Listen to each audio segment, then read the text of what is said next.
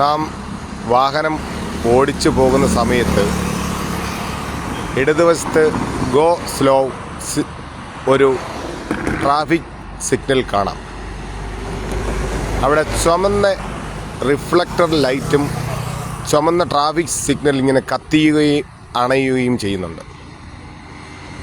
അവ ഓണാവുകയും ഓഫാവുകയും ചെയ്തുകൊണ്ടിരിക്കുന്നു. തൊട്ടടുത്തായിട്ട് മഞ്ഞ റിഫ്ലക്ടർ കട്ടകൾ പതിപ്പിച്ചിരിക്കുന്ന 6 വരകൾ റോഡിന് കുറുകെ കൊടുത്തിരിക്കുന്നതും കാണാം. 6 വരകൾ ഹമ്പ് റോഡിൽ ഉണ്ട്.